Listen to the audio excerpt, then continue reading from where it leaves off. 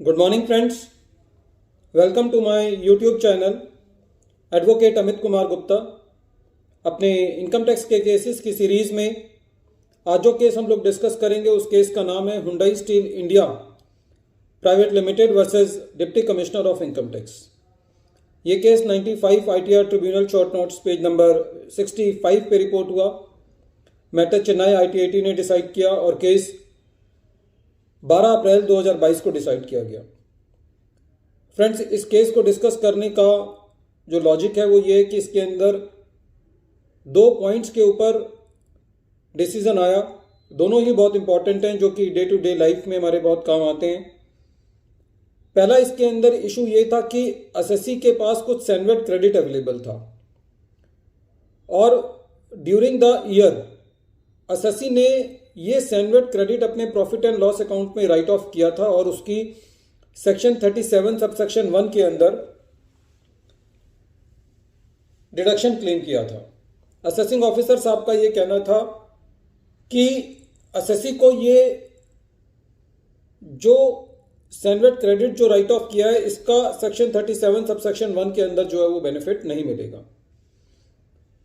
Matter CIT appeal के पास गया। CIT appeal ने भी एसएससी को रिलीफ नहीं दिया और जब ये मैटर आईटीएटी गया तो आईटीएटी ने इसके ऊपर जो अपनी ऑब्जर्वेशन दी वो ये दी कि सैंडविच क्रेडिट क्या चीज़ है। सैंडविच क्रेडिट जब कोई एसएससी परचेज करता है तो उसके ऊपर एक्साइज लगती है।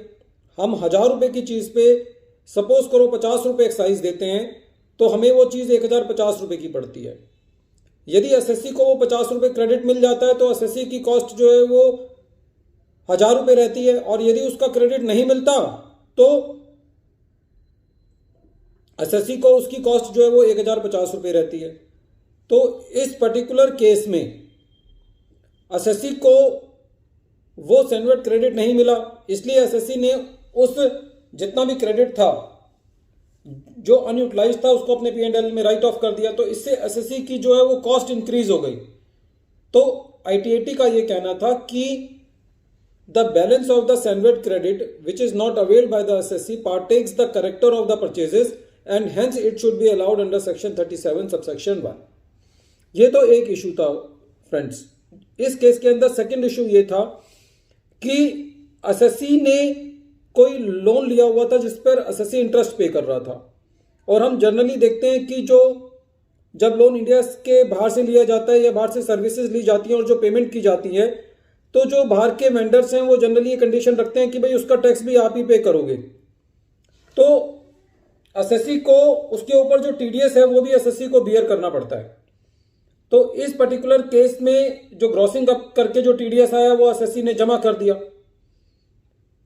और जो टीडीएस एसएससी ने पे किया था, सपोज करो कि 1000 रुपये पे करे और 1000 रुपये में एसएससी ने 70 रुपये जो है वो टीडीएस अपनी जेब से दिया तो एसएससी की कॉस्ट जो है वो 1070 बनती है। तो इस केस में डिस्प्यूट ये था कि जो एसएससी ने 70 रुपये पे किया है क्या वो सेक्शन 40A क्लॉज II के अंदर जो है वो डिसअलाउ होना चाहिए। तो ये मैटर भी आईटीएटी के पास था और आईटीएटी ने ये कहा कि इस पर्टिकुलर केस में जब एसएससी जो है वो टीडीएस भी खुद पे करता है तो जितना टीडीएस का अमाउंट होता है वो डिसअलाउ नहीं किया जाता, वो भी कॉस्ट का पार्ट बनता है। क्योंकि एसएससी को सर्विसेज लेने के लिए वेंडर की इस कंडीशन को अडॉप्ट करना पड़ा, मानना पड़ा कि उसका टीडीएस भी उसको देना है। तो एसएससी के लिए तो बेसिकली वो कॉस्ट टीडीएस मिलाकर के हुई। तो आईटीएटी ने ये डिसाइड किया कि जो टीडीएस एसएससी ने पे किया है अपने वेंडर के बिहाफ पे ग्रॉसिंग अप करके उस टीडीएस की डिडक्शन भी एसएससी को मिलेगी। तो फ्रेंड्स, इन दोनों केसेस में एसएससी को डिडक्शन अलाउ हुई। पहली डिडक्शन जो थी वो ये थी कि जो सैंडविच क्रेडिट था, जो अनयूटिलाइज अमाउंट है, उसको भी एसएससी जो है वो प्रॉफिट एंड लॉस अकाउंट में लेकर के उसको राइट ऑफ कर सकता है और उसकी डिडक्शन ले सकता है। और दूसरा, यदि एसएससी ने कोई टीडीएस कोई अमाउंट पे किया है इंडिया से बाहर और उसके ऊपर टीडीएस पे किया है ग्रॉसिंग अप करके तो वो अमाउंट भी जो है एसएससी को डिडक्शन के बतौर जो है वो अलाउ होगा। Friends, this case is very important as far as dealing with those two matters are concern. At the end of video, I am once again repeating the name of the case. The name of the case is Hyundai Steel India Private Limited versus Deputy Commissioner of Income Tax, and this matter has been decided by Chennai ITAT. Matter has been reported in 95 ITR Tribunal Short Notes, page number 65, and the case has been decided on 12th April 2022. Friends, at the end of this video, I want to say that these are my personal opinions. Before taking any decision on the basis of the video, please go through the judgment and apply your professional competence. The whole judgment, we try our level best to attach the copy of the judgment into the description. So please read the full judgment to take any professional action on the basis of these videos. Thank you, friends.